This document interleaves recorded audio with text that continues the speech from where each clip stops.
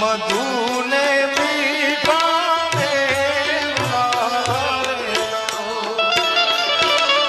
એથી રે મીઠી છે મોરી માત રે જનની જોડ સખી નહીં જડે.